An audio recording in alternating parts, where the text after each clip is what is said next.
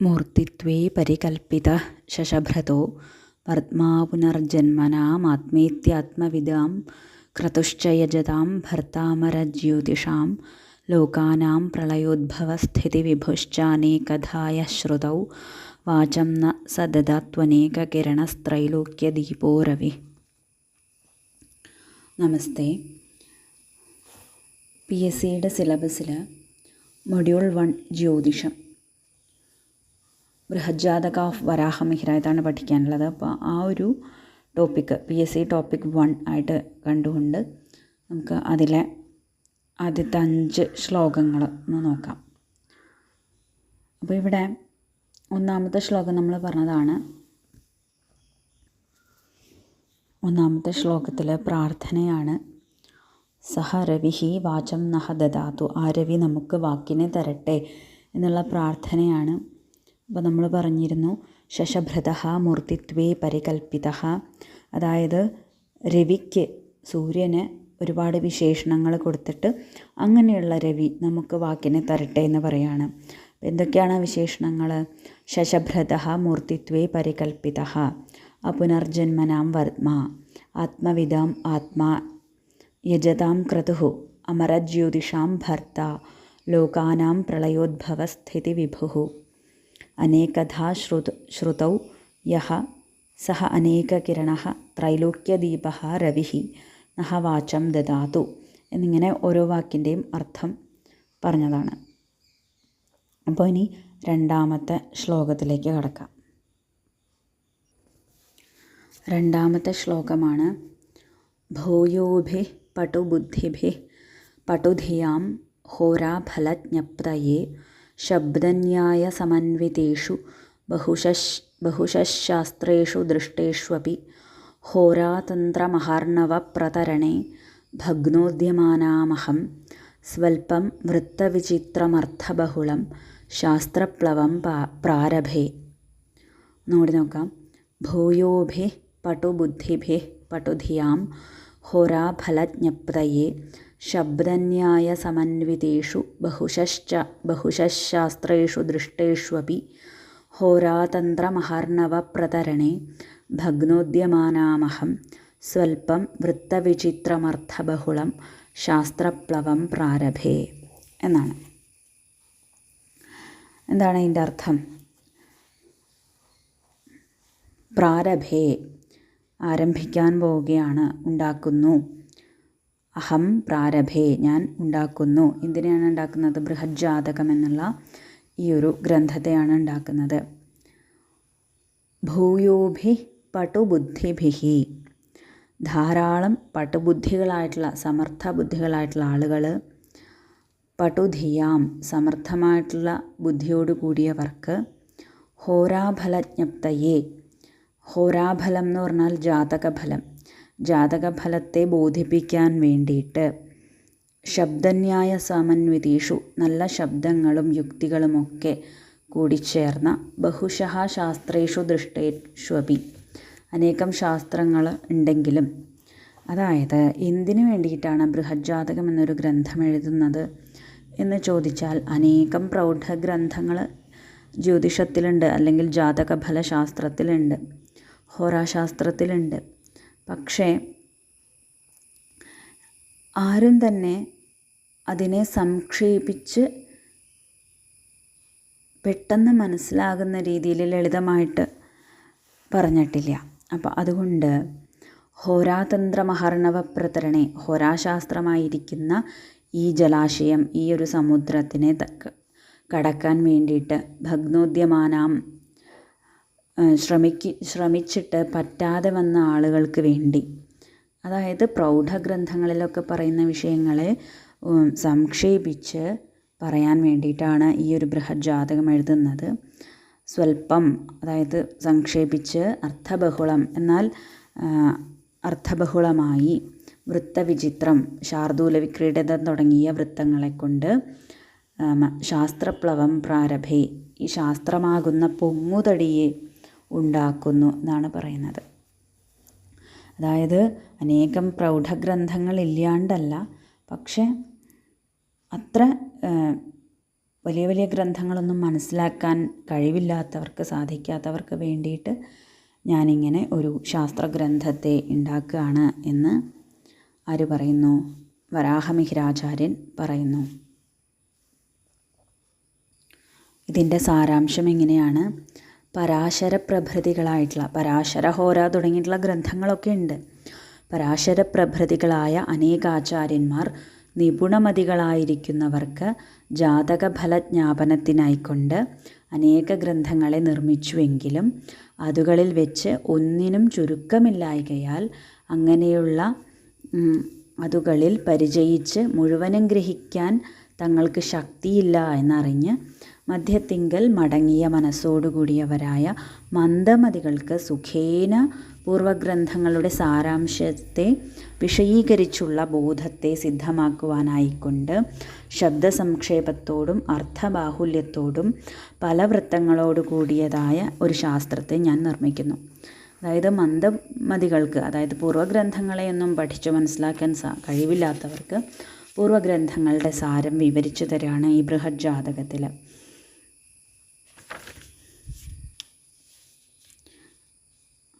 അപ്പോൾ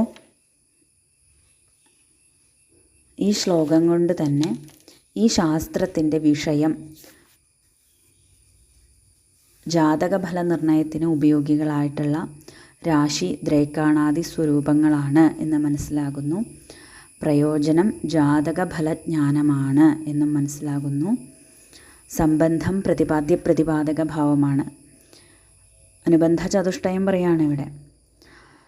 അതുപോലെ ജാതകഫലം അറിയണം, ജാതകഫലജ്ഞാനം ഉണ്ടാകണം എന്ന് ആഗ്രഹമുള്ളവരാണ് ഈ ശാസ്ത്രം പഠിക്കാൻ അധികാരികളായിട്ടുള്ളത് എന്നും ഇതിൽ നിന്ന് മനസ്സിലാകുന്നു. അപ്പോൾ ശ്ലോകം എങ്ങനെയാണ്? ഭൂയോഭി പട്ടുബുദ്ധിഭി പട്ടുധിയാം ഹോരാഫലജ്ഞപ്തയേ ശബ്ദന്യായ സമന്വിതേഷു ബഹുശഃ ശാസ്ത്രേഷു ദൃഷ്ടേഷ്വപി ഹോരാതന്ത്രമഹർണവപ്രതരണേ ഭഗ്നോദ്യമാനാമഹം സ്വൽപ്പം വൃത്തവിചിത്രമർത്ഥബഹുളം ശാസ്ത്രപ്ലവം പ്രാരഭേ. ഇനി മൂന്നാമത്തെ ശ്ലോകം നോക്കാം. ഹോരേത്യഹോരാത്രവികൽപ്പമേകേ വാഞ്ഛന്തി പൂർവാപരവർണലോപാത് കർമാർജിതം പൂർവഭവേ സദാദി യത്തസ്യ ഭക്തിം സമഭിവ്യനക്തി. ഹോരേത്യഹോരാത്രവികൽപ്പമേകേ വാഞ്ഛന്തി പൂർവാപരവർണലോപാത് കർമാർജിതം പൂർവഭവേ സദാദി യത്തസ്യ ഭക്തിം സമഭിവ്യനക്തി. അതായത് ഏകേ ചിലർ, പരാശര പ്രഭൃതികളായിട്ടുള്ള ആചാര്യന്മാർ അഹോരാത്ര വികൽപ്പം,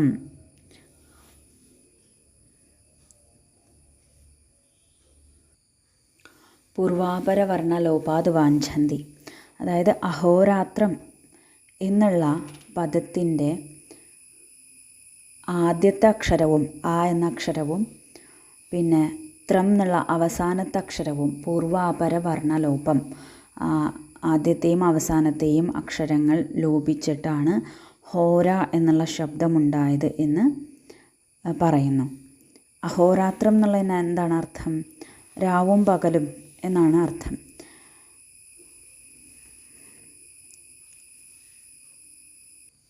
അപ്പോൾ ഈ ഹോരാശാസ്ത്രത്തിൽ എന്താണ് പറയുന്നത്? പൂർവഭവേ, മുജ്ജന്മത്തിൽ സദാദി സത്കർമ്മങ്ങളും കർമ്മങ്ങളും മിശ്രകർമ്മങ്ങളൊക്കെ നമ്മൾ ചെയ്തിട്ടുണ്ടാവും. അപ്പോൾ ആ സത്ത് തുടങ്ങിയിട്ടുള്ള കർമ്മങ്ങൾ, യത് കർമ്മ, യാതൊരു കർമ്മങ്ങളും നമ്മൾ ചെയ്തിട്ടുണ്ടോ, ആർജിതം, ആ കർമ്മങ്ങളെ കൊണ്ടൊക്കെ നമുക്ക് കിട്ടിയിട്ടുള്ള പുണ്യപാപങ്ങളുണ്ടല്ലോ, തസ്യ ഭക്തിം, അതിൻ്റെ ആ പുണ്യപാപങ്ങളുടെ ഫലങ്ങൾ ഈ ജന്മത്തിൽ എങ്ങനെയാണ് നമുക്ക് അനുഭവം ഉണ്ടാവുക എന്നുള്ള കാര്യങ്ങളൊക്കെ ആര് പറയും? ഹോരാശാസ്ത്രം, ഹോര പറഞ്ഞു തരും എന്നാണ് പറയുന്നത്. അപ്പോൾ ഇവിടെ ജ്യോതിഷശാസ്ത്രത്തിന് ഹോരാശാസ്ത്രം എന്ന പേര് വരാനുള്ള കാരണം വരാഹമിഹിരൻ പറയാണ്. അതായത് ജ്യോതിഷത്തിന് 3 ഡിവിഷൻസ് ഉണ്ടെന്ന് പറയാം. സിദ്ധാന്തം, സംഹിത, ഹോര. സിദ്ധാന്തം എന്ന് പറഞ്ഞാൽ ഗണിതമാണ്. അതായത് ഗ്രഹങ്ങളുടെ ചലനം, ഗ്രഹണം, ദൂരം ഇതൊക്കെ കണക്കാക്കുന്ന ഭാഗമാണ് സിദ്ധാന്ത ഭാഗം. ഇനി സംഹിത എന്നുള്ള ഭാഗത്തിൽ പ്രകൃതിക്ഷോഭങ്ങൾ, മഴ, രാജ്യം, യുദ്ധം, വാസ്തു തുടങ്ങിയിട്ടുള്ള പൊതുവായിട്ടുള്ള കാര്യങ്ങളെക്കുറിച്ചുള്ള പ്രവചനമാണ്.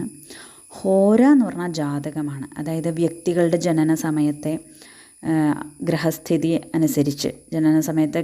അനുസരിച്ച് അവരുടെ ആയുസ്, ഭാഗ്യം, തൊഴിൽ, വിവാഹം തുടങ്ങിയിട്ടുള്ള വ്യക്തിപരമായിട്ടുള്ള ഫലങ്ങളൊക്കെ പ്രവചിക്കുന്ന ഭാഗമാണ് ഈ ഹോര എന്ന് പറയുന്നത്. അപ്പോൾ ഈ ജ്യോതിഷത്തിൻ്റെ ഒരു ഭാഗമാണല്ലോ ഹോര. അപ്പോൾ ഈ ജ്യോതിഷത്തിന് ഹോരാശാസ്ത്രം എന്നൊരു പേരുണ്ട്.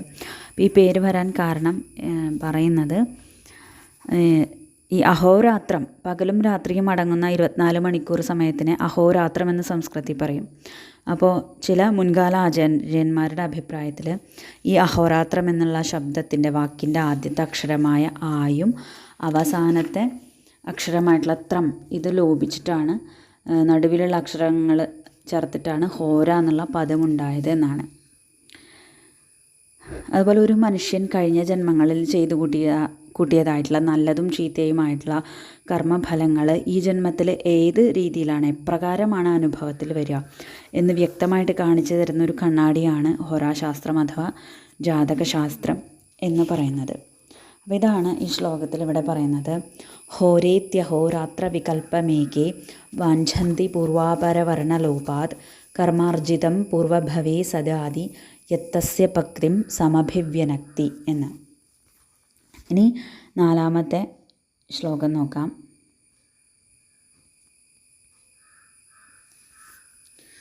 കാലാംഗാനി വരാംഗമാനനമുരോ ഹൃത്ക്രോഡവാസോഭൃതോ വസ്തിവ്യഞ്ജനമൂരുജാനുയുഗളേ ജംഘേ തതോഘ്രിദ്വയം മേഷാശ്വിപ്രഥമാ നവർക്ഷചരണാശ്ചക്രസ്ഥിതാരാശയോ രാശിക്ഷേത്രഗൃഹർക്ഷഭാനി ഭവനശ്ചൈകാർത്ഥസംപ്രത്യയാഃ. കാലാംഗാനി വരാംഗമാനനമുരോ ഹൃത്ക്രോഡവാസോഭൃതോ വസ്തിർവ്യഞ്ജനമൂരുചാനുയുഗളേ ജംഘേ തതോഘ്രിദ്വയം മേഷാശ്വിപ്രഥമാ നവർക്ഷചരണാശ്ചക്രസ്ഥിതാരാശയോ രാശിക്ഷേത്രഗൃഹർക്ഷഭാനി ഭവനം ചൈകാർത്ഥസംപ്രത്യയാഃ. അതായത് രാശികൾ എത്ര എണ്ണം ഉണ്ട് എന്നുള്ളത് നമുക്കറിയാം. 12 രാശികളാണ്. മേടം, ഇടവം, മിഥുനം, കർക്കിടകം, ചിങ്ങം, കന്നി, തുലാം, വൃശ്ചികം, ധനു, മകരം, കുംഭം, മീനം, ഇങ്ങനെ 12 രാശികളാണ്. അപ്പോൾ ഇതിൽ ഈ ഒരു ശ്ലോകത്തിലെ അവസാനത്തെ വരിയുടെ അർത്ഥം ആദ്യം പറയാം. അത് വളരെ എളുപ്പമാണ്. രാശിക്ഷേത്ര ഗൃഹർക്ഷഭാനി ഭവനം ചൈകാർത്ഥ സംപ്രത്യയാഃ. അതായത് രാശി, ക്ഷേത്രം, ഗൃഹം, ഋക്ഷം, ഭം, ഭവനം എന്നൊക്കെ പറയുന്നത് ഒരേ അർത്ഥത്തിലാണ്. അതായത് രാശിയുടെ പര്യായ പദങ്ങളാണ് ക്ഷേത്രം, ഗൃഹം, ഋക്ഷം, ഭം, ഭവനം എന്നുള്ളത്. അപ്പോൾ ആ 4ാമത്തെ വരിയുടെ അർത്ഥം കിട്ടി. രാശി ക്ഷേത്ര ഗൃഹർക്ഷഭാനി ഭവനം ചൈകാർത്ഥ സംപ്രത്യയാഃ. ഇനി എന്താണ് പറയുന്നത് നോക്കാം. ഇനി ഇതിൽ 3ാമത്തെ വരിയിൽ പറയുന്നു മേഷാശ്വി പ്രഥമ നവർക്ഷചരണാശ്ചക്രസ്ഥിതാരാശയഃ എന്ന്. ചക്രസ്ഥിതാരാശയഃ, ഒരു ചക്രം പോലെ സ്ഥിതി ചെയ്യുന്ന ഈ രാശികൾ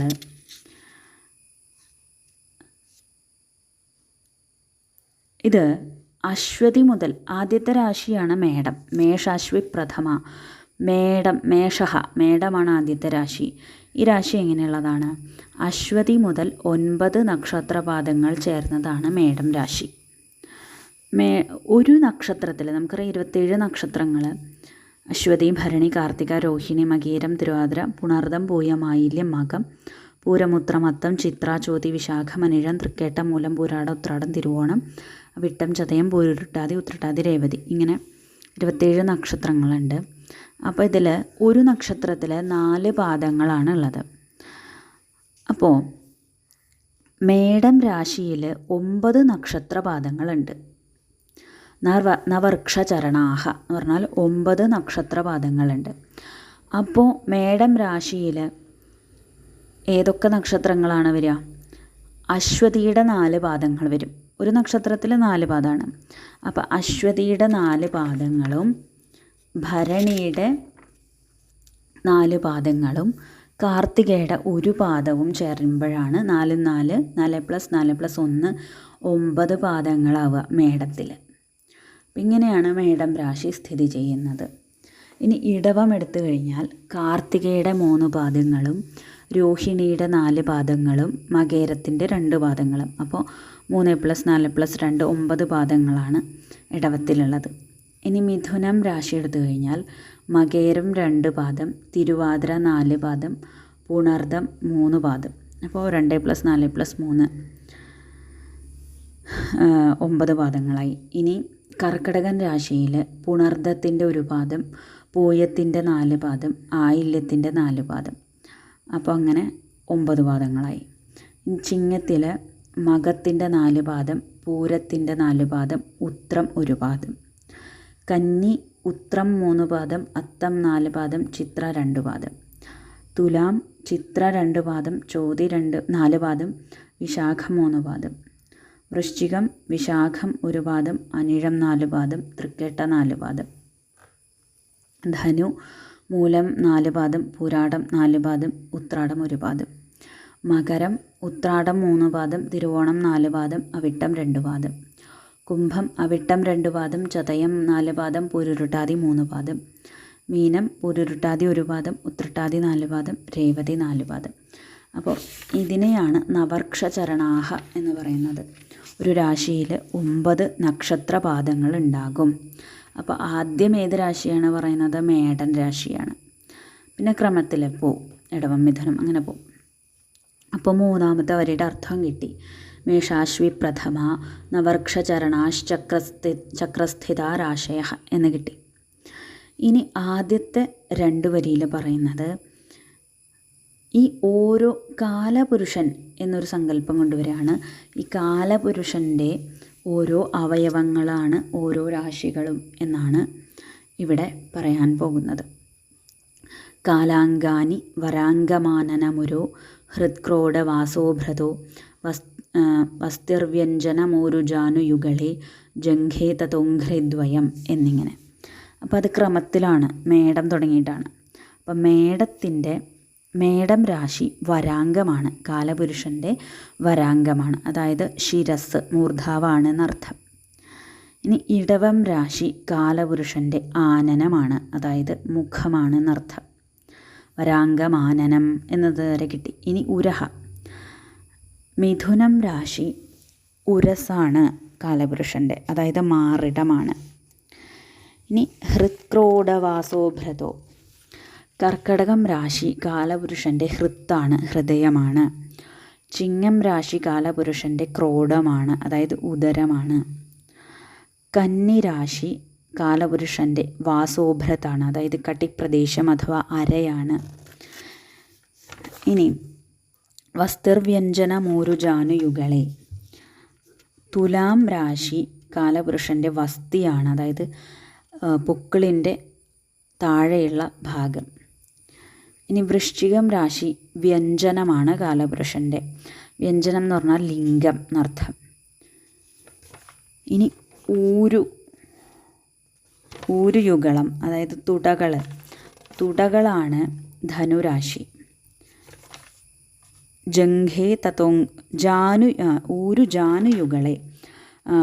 ധനുരാശി കാലപുരുഷൻ്റെ തുടകളാണ്, ഊരുക്കളാണ്. മകരം രാശി കാലപുരുഷൻ്റെ ജാനുവാണ്, അതായത് മുട്ടാണ്. ഇനി കുംഭം രാശി ജംഘയാണ്, അതായത് കണങ്കാലുകളാണ്.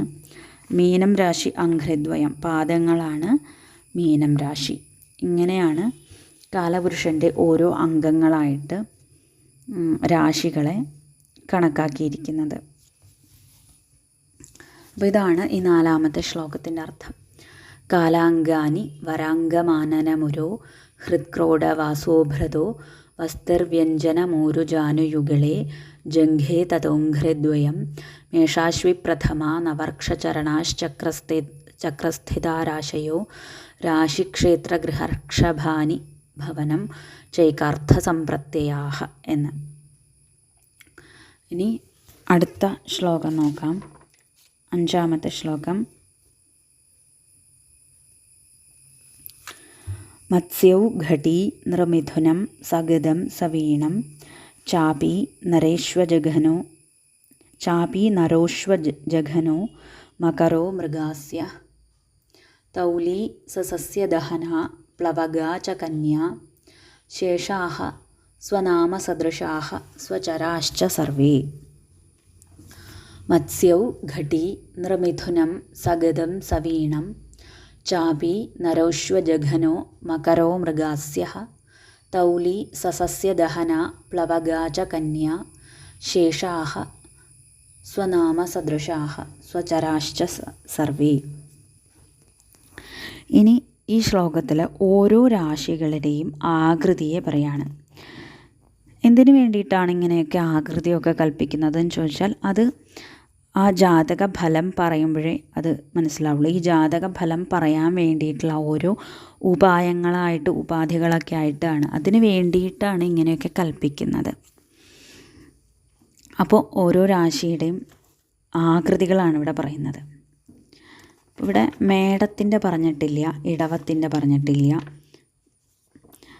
കർക്കിടകത്തിൻ്റെ പറഞ്ഞിട്ടില്ല. മേടം, ഇടവം, മിഥുനത്തിൻ്റെ പറഞ്ഞിട്ടുണ്ട്. മിഥുനം നൃമിഥുനം സഗതം സവീണം, ഇവിടെയാണ് മിഥുനത്തിൻ്റെ പറഞ്ഞിട്ടുള്ളത്. നൃമിഥുനം സഗതം സവീണം, അതായത് ദമ്പതികളുടെ രൂപത്തിലാണ് മിഥുനം രാശി. പുരുഷൻ്റെ കയ്യിൽ ഗദയും സ്ത്രീയുടെ കയ്യിൽ വീണയും, ഇങ്ങനെയുള്ള ദമ്പതികളുടെ രൂപമാണ് മിഥുനം രാശിക്കുള്ളത്. അതാണ് നൃമിഥുനം സഗതം സവീണം എന്ന് പറഞ്ഞത്. ഇനി കർക്കിടകം പറഞ്ഞിട്ടില്ല, ചിങ്ങം പറഞ്ഞിട്ടില്ല, കന്നി എങ്ങനെയാണ് പറയണത്? സസ്യദഹന പ്ലവഗാച കന്യാ, സസ്യദഹന പ്ലവഗാച കന്യാ എന്നാണ് പറയുന്നത്. അതായത് സസ്യദഹന, സസ്യവും അഗ്നിയും കയ്യിലുണ്ട്. പ്ലവക, തോണിയിൽ സ്ഥിതി ചെയ്യുന്നു. അപ്പോൾ സസ്യവും അഗ്നിയും കയ്യിൽ പിടിച്ചിട്ട്, സസ്യവും അഗ്നിയും ധരിച്ചിട്ട് തോണിയിൽ സ്ഥിതി ചെയ്യുന്ന ആ രൂപത്തിലാണ് കന്നി രാശിയുടെ ആകൃതി പറയുന്നത്. കന്യ.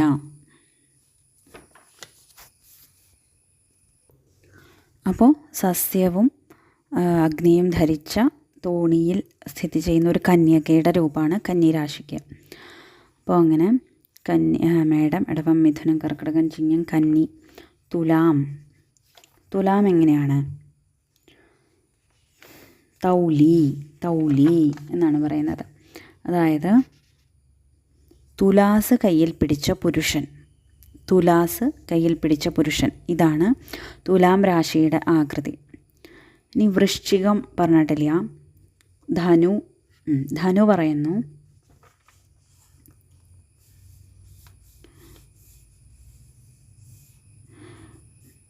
ചാപി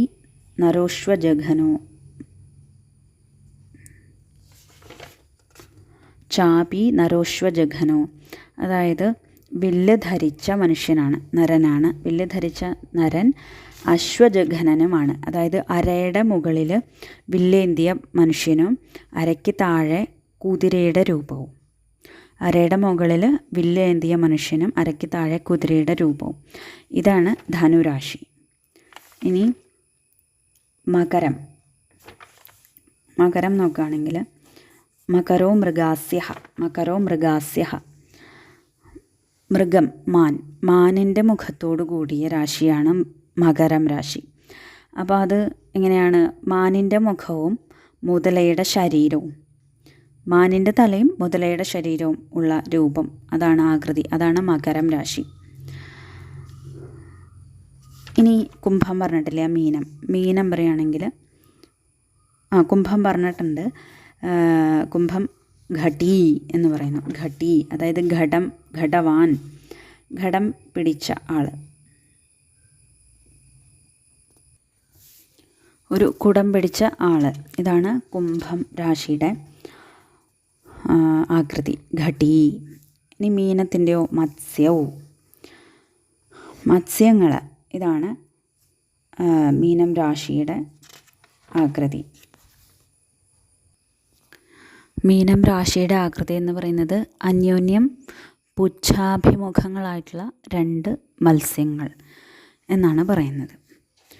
അപ്പോൾ മത്സ്യൗ ഘടീ നിർമിഥുനം സഗതം സവീണം ചാപി നരോശ്വജഘനോ മകരോ മൃഗാസ്യ തൗലി സസസ്യദഹന പ്ലവകാച കന്യ എന്നുവരെ നമ്മൾ ഇപ്പോൾ അർത്ഥം പറഞ്ഞു. ഓരോ രാശികളും അതിൻ്റെ ആകൃതികളും പറഞ്ഞു. ഇനി ഇവിടെ പറയാത്ത ചില രാശികളുണ്ട്. ഏതൊക്കെയാണ്? മേടം, ഇടവം, കർക്കിടകം, ചിങ്ങം, വൃശ്ചികം തുടങ്ങിയിട്ടുള്ള രാശികളുടെ ആകൃതി എന്താണെന്ന് ചോദിച്ചാൽ ശേഷാഹ സ്വനാമസദൃശാഹ സ്വചരാശ്ച സർവേ. ശേഷാഹ സ്വനാമസദൃശാഹ. അപ്പോൾ ഇവിടെ പറയപ്പെടാത്ത രാശികളൊക്കെ അവയുടെ പേര് പോലെ തന്നെയുള്ള ആകൃതിയിലാണ് എന്ന് പറയുന്നു. അതായത് മേടം എന്ന് പറഞ്ഞാൽ ആട്, ഇടവം കാള, കർക്കിടകം തേള്, ചിങ്ങം സിംഹം.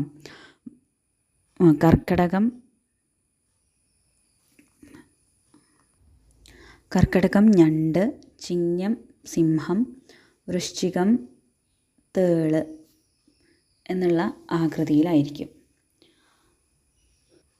അപ്പം അങ്ങനെ 12 രാശികളുടെയും ആകൃതി പറഞ്ഞു. മേടത്തിൻ്റെ മേഷഹ ആട്, ഇടവത്തിൻ്റെ വൃഷഭ കാള, മിഥുനത്തിൻ്റെ നൃമിഥുനം സഗതം സവീണം എന്ന് പറഞ്ഞു. കർക്കിടകത്തിൻ്റെ ഞണ്ട്, സിംഹ ചിങ്ങത്തിൻ്റെ സിംഹം, കന്യയുടെ സസസ്യദഹന പ്ലവകാച കന്യ എന്ന് പറഞ്ഞു. തുലാത്തിൻ്റെ തൗലി എന്ന് പറഞ്ഞു. വൃശ്ചികത്തിൻ്റെ തേള്, ധനുവിൻ്റെ ചാപി നരോശ്വജഘനോ എന്ന് പറഞ്ഞു. മകരത്തിൻ്റെ മകരോ മൃഗാസ്യ എന്ന് പറഞ്ഞു. കുംഭത്തിൻ്റെ ഘടീ എന്ന് പറഞ്ഞു. മീനത്തിൻ്റെ മത്സ്യൗ എന്നിങ്ങനെ ഓരോ രാശികളുടെയും ആകൃതികൾ ഈ ശ്ലോകത്തിൽ പറഞ്ഞു.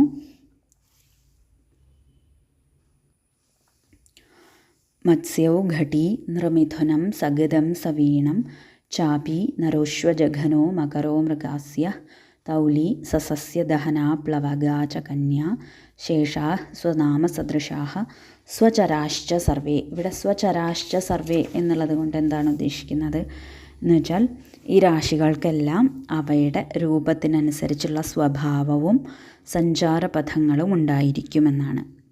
രാശികൾക്കെല്ലാം അവയുടെ രൂപത്തിനനുസരിച്ചുള്ള സ്വഭാവവും സഞ്ചാരപഥങ്ങളൊക്കെ ഉണ്ടാവും. അപ്പോൾ ഓരോ രാശികൾക്ക് ഓരോ സ്വഭാവം ഉണ്ടെന്ന് പറയുമ്പോൾ എന്തിനാണ് ഇങ്ങനെയൊക്കെയെന്ന് ചോദിച്ചാൽ അതൊക്കെ ജാതക ഫലം പറയുമ്പോൾ ഉപയോഗപ്രദങ്ങളായിട്ടുള്ളതാണ് എന്നാണ് അതിനുള്ള ഉത്തരം.